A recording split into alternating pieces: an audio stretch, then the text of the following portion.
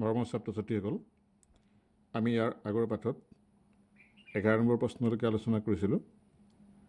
আজি আমি question number 12ৰ পৰা আলোচনা কৰিম। 5.3 অনুশীলনীৰ 12 প্ৰশ্নটো দিয়া আছে, 6ৰে বিভাজ্য প্ৰথম 40টা ধনাত্মক অখণ্ড সংখ্যাৰ যোগফল নিৰ্ণয় কৰিব লাগে। 6ৰে বিভাজ্য বুলি ক'লে আমি এটা কথা মনত ৰাখিব লাগিব যে ইয়াৰ প্ৰথম সংখ্যাটো হ'ব 6, তাৰ পিছৰ সংখ্যাটো হ'ব 12, আৰু তাৰ পিছৰ সংখ্যাটো হ'ব 18, এনেদৰে গৈ থাকিব। অৰ্থাৎ ইহঁতৰ প্ৰথম পদ, এই শ্ৰেণীটোৰ প্ৰথম পদ হ'ব 6 আৰু সাধাৰণ অন্তৰো হ'ব 6। তাৰে 40টা পদৰ যোগফল উলিয়াব লাগে। আমি তাৰ সূত্ৰ ব্যৱহাৰ কৰি উলিয়াব নিশ্চয় পাৰিম। গতিকে শ্ৰেণীটোত আমি যদি লিখি লওঁ যে প্ৰথম পদ 6 হ'ব, তাৰ পিছৰ পদ 12 হ'ব, তাৰপিছত 18 হ'ব, তাৰপিছত 24, এনেকৈ গৈ থাকিব 40তম পদলৈকে। 40তম পদ। আমি ইয়াৰ পৰা প্ৰথম মানটো উলিয়াই লওঁ। এই মানটো কিমান? গতিকে ইয়াত a ইকুৱেল হ'ব 6, d মানটো হ'ব 12 minus 6 is equal 6, আৰু nৰ মানটো হ'ব 40। গতিকে এই মানখিনি বহাই আমি যদি সূত্ৰ ব্যৱহাৰ কৰোঁ, তেতিয়াহ'লে আমি কোনটো সূত্ৰ ব্যৱহাৰ কৰিম? একেবাৰতে ওলাব পৰাকৈ n/2 সূত্ৰটো ব্যৱহাৰ কৰিব লাগিব। এতেকে Sn is equal a plus n/2 twice a plus n-1 into d, এই সূত্ৰটো ব্যৱহাৰ কৰি আমি মান উলিয়াব নিশ্চয় পাৰিম। কাৰণ ইয়াত আমি এৰ মান জানো, ডিৰ মান জানো, এনৰ মান জানো, গতিকে Snৰ মান আমি উলিয়াব পাৰিম। অৰ্থাৎ S40 মান আমি উলিয়াব পাৰিম। গতিকে আমি ইয়াক সৰল কৰি যাওঁ।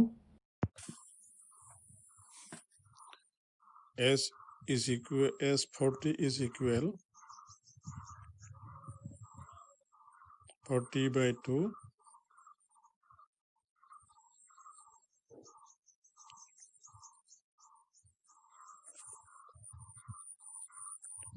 2 into 6 plus 40 minus 1 into 6.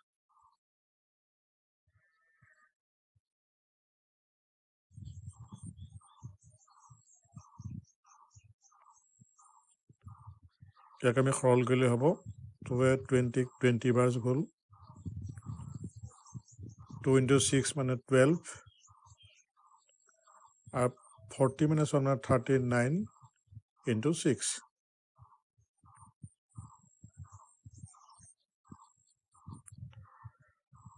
এতিয়া 20 into 12, 39 6 পূৰণ কৰিলে হ'ব 234.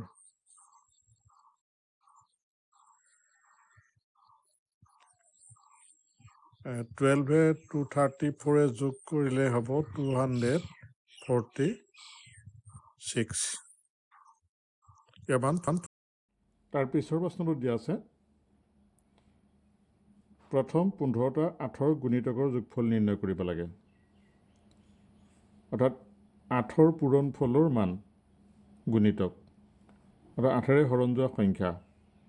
তেতিয়াহ'লে প্ৰথম আমি সংখ্যা পাম 8, তাৰ পিছৰ সংখ্যাটো হ'ব 16, তাৰ পিছৰ সংখ্যাটো হ'ব 24।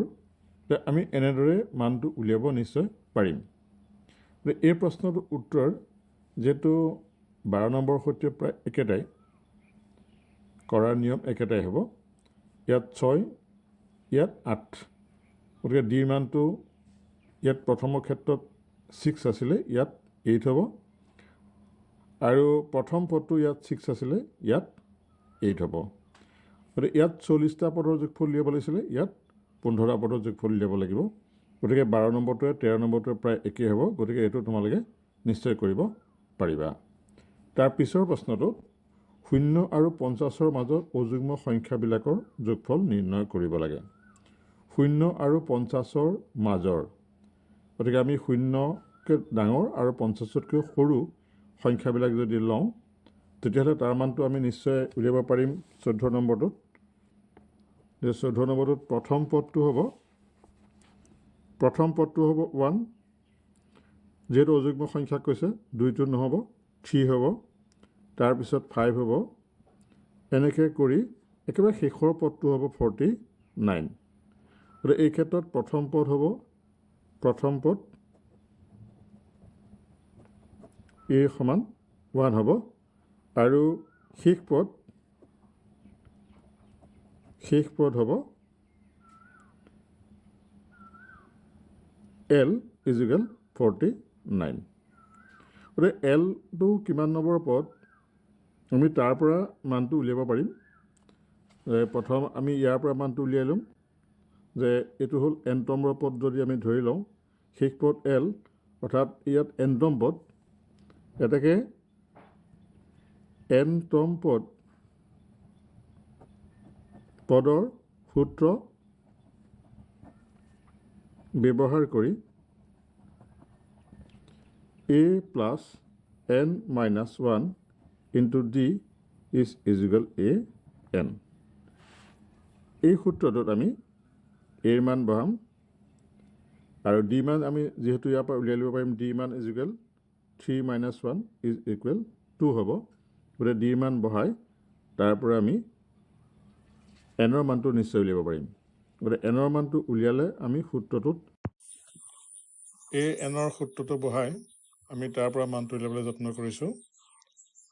তাৰ মানবিলাক বহাই দিছোঁ। এতিয়া n ৰ মানটো আমি পাম n - 1 = 24।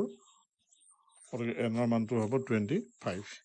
এতিয়া এই মানটো আমি আকৌ সৰল কৰিলে s = 25 = 25/2, আৰু প্ৰথম পদ 1, শেষ পদ হ'ল 49, যোগ কৰিলোঁ।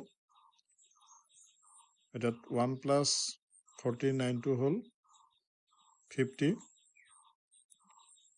2 * 25, 50 হ'ল 25, 25 পূৰণ কৰিলে 625।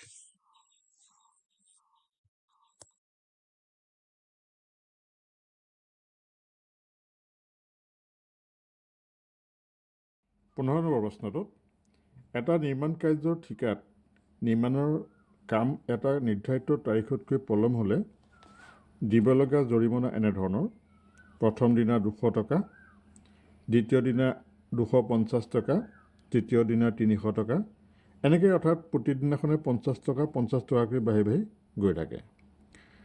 এতিয়া যদি কামটো ইয়াত প্ৰশ্নমতে দিয়া আছে যে 30 দিনত যদি সম্পূৰ্ণ কৰে তেওঁ কিমান টকা জৰিমনা ভৰিব লাগিব। এই অংকটোত যদিও বৰ্ণনামূলকভাৱে দিছে তথাপি ই সমান্তৰ প্ৰগতিৰে এটা অংক, কিয়নো প্ৰথম দিনাখন 200 টকা বুলি দিছে, দ্বিতীয় দিনা 250 টকা, অৰ্থাৎ পাৰ্থক্য হ'ব 50 টকা, আৰু তেনেকৈ অৰ্থাৎ ইয়াত সমান্তৰ প্ৰগতিটোৰ প্ৰথম পদ হ'ব 200, আৰু d মানটো হ'ব 250ৰ পৰা 200 বিয়োগ দিলে 50 হ'ব, আৰু 30তম পদ অৰ্থাৎ 30 নম্বৰ দিনাখন কিমান টকা দিব লাগিব আমি উলিয়াব লাগিব। গতিকে আমি অংকটো প্ৰথম কৰি চাওঁ। গতিকে ইয়াত আমি ধৰি লওঁ প্ৰথম পদ a = 200 টকা, সাধাৰণতে d = 250 - 50 = 50 টকা। 50 আমি টকা লিখিব নালাগে, n = 30। গতিকে আমি যোগৰ সূত্ৰ ব্যৱহাৰ কৰি সূত্ৰমতে Sn = n/2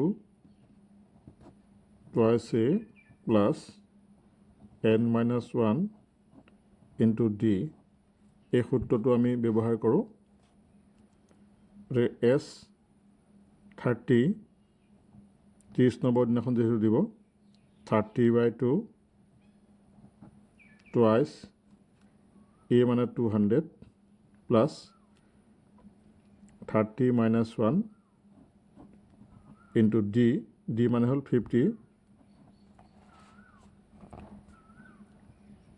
সমান 15 2ৰে 30 হৰণ কৰিলে ইয়াত হ'ব 400 প্লাছ 29 into 50 সমান 15 into 400 প্লাছ 1450 হ'ব আৰু এতিয়া আমি কৰিলে 15 into 1850 সমান হ'ব 27750 এইটো হ'ব এনচাৰ অৰ্থাৎ 30 দিনৰ দিনাখন যদি দিয়ে তেওঁ 27750 টকা দিব লাগিব এইটোৱে তাৰ উত্তৰ হ'ব যদি অংকটো বৰ্ণামূলকভাৱে দিয়া আছিলে কিন্তু অংকটো ইমান জটিলতা নাই 16 নম্বৰ প্ৰশ্নটোত এখন বিদ্যালয়ৰ শিক্ষাৰ্থীসকলক বিদ্যায়তনিক ক্ষেত্ৰত দেখুওৱা পাৰদৰ্শিতাৰ বাবে মুঠ 700 টকাৰ নগদ ধনৰ পুৰস্কাৰ দিব লগা হ'ল যদি প্ৰতিটো পুৰস্কাৰ ধন তেওঁ আগৰটোতকৈ 20 টকা কম হয় তেনেহ'লে প্ৰতিটো পুৰস্কাৰ মূল্য নিৰ্ণয় কৰিব লাগে অংকটো পঢ়ি আমি ভালদৰে বুজি লৈ তাৰ পৰা আমি জানিলোঁ যে 7টা পুৰস্কাৰ সংখ্যা হ'ল 7টা আৰু প্ৰথমটো পুৰস্কাৰ যিমান টকা দিব তাৰ পিছৰ পুৰস্কাৰবিলাকত ক্ৰমান্বয়ে 20 টকাকৈ কমি কমি গৈ থাকিব য'ত প্ৰথম পুৰস্কাৰ যদি 200 টকা হয় তাৰ পিছৰ পুৰস্কাৰটো হ'ব 180 টকা তাৰ পিছৰ পুৰস্কাৰটো হ'ব 160 টকা এনেদৰে গৈ থাকিব তেনেহ'লে 7টা পুৰস্কাৰ দিলে প্ৰতিটো পুৰস্কাৰৰ মান আমি উলিয়াব লাগে তো ইয়াত প্ৰথমতেনো কিমান দিলে আমি সেইটোৱে নাজানো মানে প্ৰথমতে দিয়াটো জনাহেঁতেন আমি মানটো উলিয়াব পাৰিলোহেঁতেন গতিকে আমি এই প্ৰথমে দিয়াৰ যিটো পুৰস্কাৰৰ মান তাক আমি ধৰি ল'ব লাগিব গতিকে আমি অংকটো কৰিবলৈ যাওঁতে অংকটো ভালদৰে পঢ়ি ল'ব লাগিব যেতিয়া আমি চাওঁ এফালে যদি প্ৰথম পুৰস্কাৰ A টকা দিলে প্ৰথম পুৰস্কাৰ A টকা দিলে তেতিয়া তাৰ পিছৰ পুৰস্কাৰটো হ'ব A minus 20 এইটো হ'ল ফাৰ্ষ্ট পুৰস্কাৰ এইটো হ'ল ছেকেণ্ড পুৰস্কাৰ থাৰ্ড পুৰস্কাৰটো যদি চাওঁ আমি A minus 20 অৰ্থাৎ A minus 40 তেতিয়া ফ'ৰ্থ পুৰস্কাৰটো হ'ব A minus 60 এইটো ফ'ৰ্থ পুৰস্কাৰ আৰু ফিফ্থ পুৰস্কাৰটো হ'ব A minus 80 এইটো ফিফ্থ পুৰস্কাৰ এনেকৈ গৈ থাকিব গতিকে প্ৰথম পুৰস্কাৰ দ্বিতীয় পুৰস্কাৰ তৃতীয় পুৰস্কাৰ এনেদৰে আমি উলিয়াই ল'ব পাৰিম এতিয়া আমি প্ৰথম পুৰস্কাৰটোৰ ক্ষেত্ৰত প্ৰথমৰ মানটো আমি ধৰি লওঁ ধৰো প্ৰথম পদ A সাধাৰণ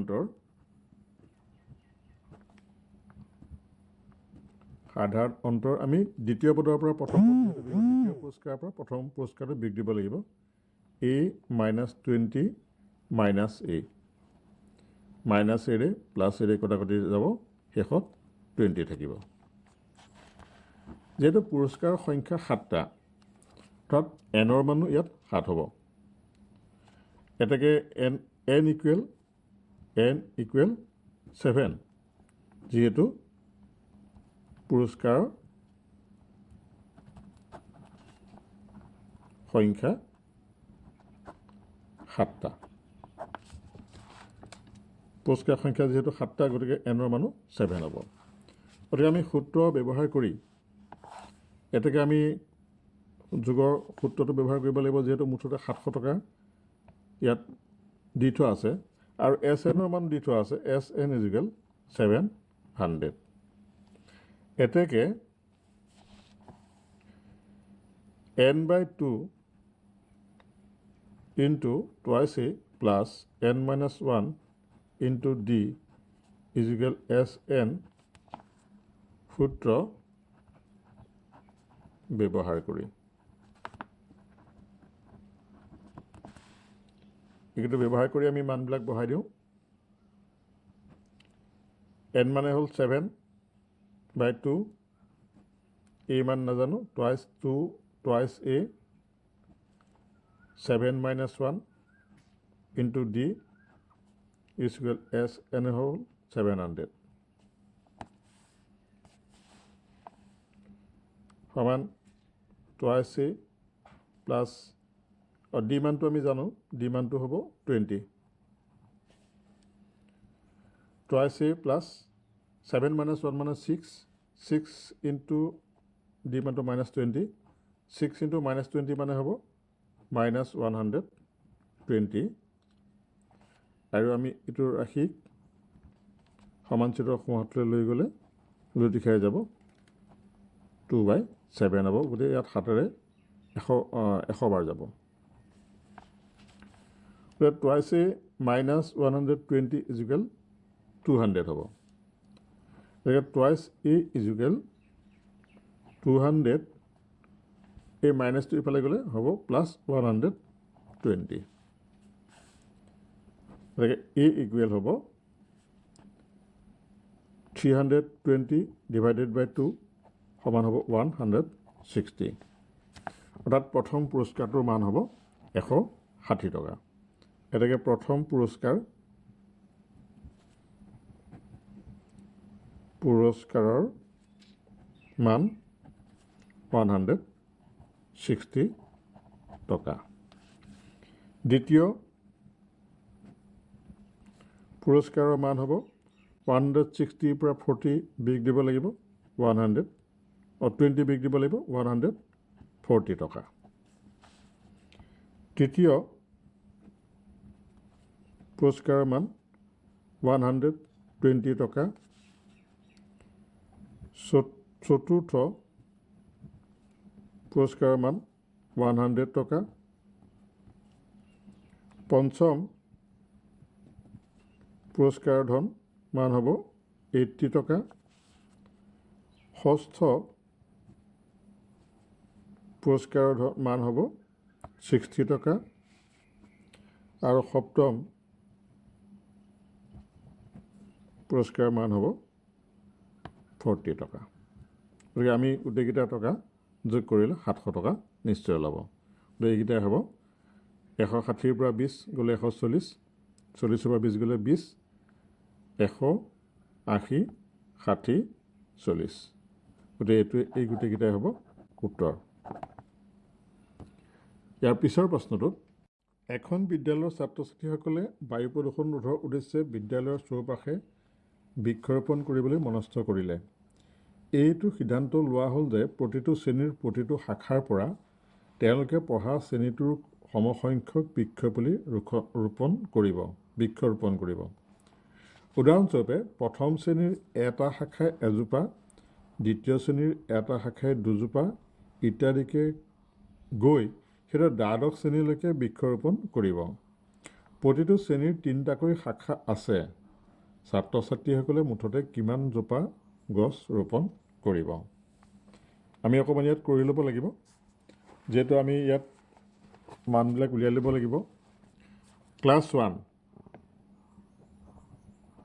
আমি 1 ধৰিলোঁ 1 নম্বৰ প্ৰথম শ্ৰেণীত গছপুলি ৰুব এটা শাখাই এজোপা তাত 3টা শাখা আছে গতিকে যদি এজোপাকৈ ৰুৱে তেতিয়াহ'লে মুঠ গছপুলি ৰুব 3জোপা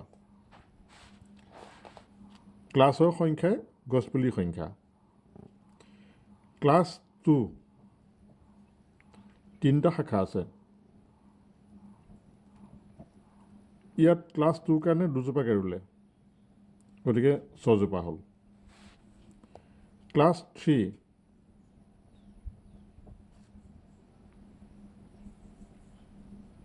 3টা শাখা আছে 3জোপাকৈ ৰুলে 9 হ'ল এনেদৰে আমি প্ৰতিটো ক্লাছ 12 নম্বৰ ক্লাছলৈকে উলিয়াই থাকিব পাৰিম কাৰণ 12 নম্বৰ ক্লাছত কিমান ৰুব আমি উলিয়াব পাৰিম গতিকে আমি যদি চাওঁ শ্ৰেণীটোত সমান্তৰ হয়নে নহয় চাওঁ প্ৰথম এইটো যিটো অনুক্ৰম 3 6 9 এনেকৈ যাব য'ত প্ৰথম পদটো হ'ব 3 আৰু সাধাৰণতে 6 - 3 মানে 3, 9 - 3 মানে 9 - 6 মানে 3, গতিকে এইটো সমান্তৰ প্ৰগতিত আছে।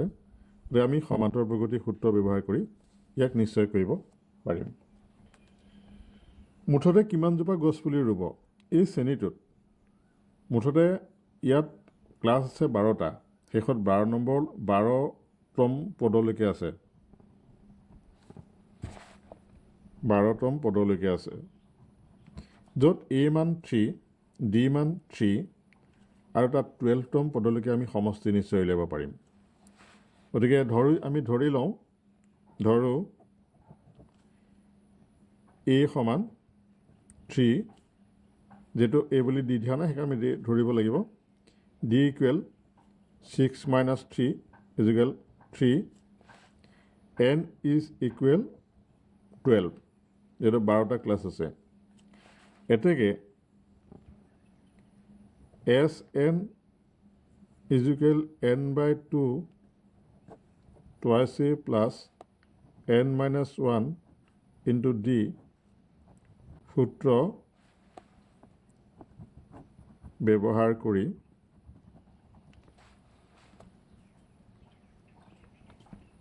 (12/2) 2 into 3 12 - 1 into 3 এই সূত্ৰটো ব্যৱহাৰ কৰিলে 6 plus 11 into 3 মানে 33, 6 into 39, 4,